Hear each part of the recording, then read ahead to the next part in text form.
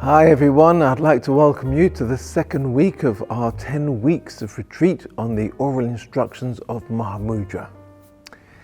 In this second week, we'll be meditating on the second stage, which is mind training. In these teachings, we emphasize training our mind in compassion, the supreme good heart of bodhicitta, and meditation on emptiness. Compassion is a very important quality. We need to develop it because it is our nature. It's our real nature, our inner nature, our Buddha nature. Sometimes we may feel very stressed, angry, churned up, whatever. But underneath all that mental turbulence is our Buddha nature, our compassion, our wish for others to be free from suffering. And it's so important to stay in touch with that compassion, focus on our compassion, understand ourselves as compassionate, caring people. Forget the stress, forget the anger, let that drift away. Our compassion is a courageous mind.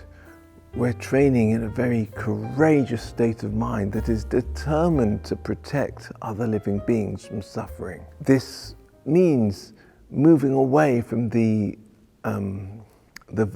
victim mentality towards the protector mentality, seeing ourselves as a protector of other people rather than as victims of circumstance. The methods we use to do this during this retreat are very profound because they involve learning to cherish others as much and more than we cherish ourselves. By forgetting ourselves, we forget our suffering, we forget our problems.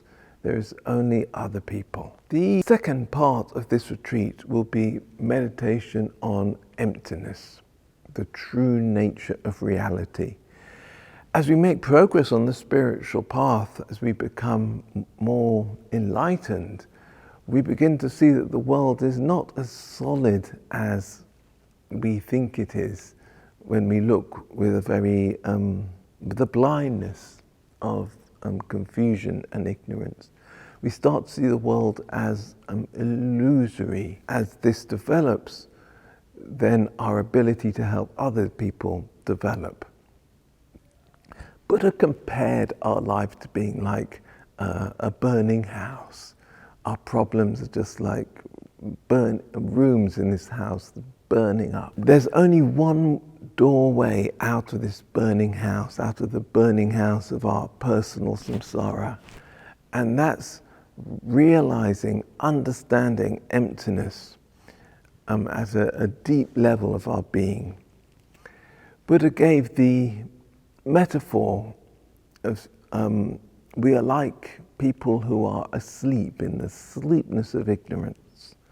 And in the sleep of ignorance, we dream the dream of suffering, our own samsara.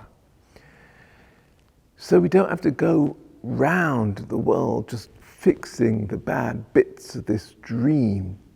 We simply have to wake up, because when you wake up, the dream disappears. So in the second part of the retreat, we'll be meditating on waking up. I would like to read to you what Geshe says about emptiness. Realizing emptiness is a universal remedy, a panacea, because it is the only experience that alone solves all our problems.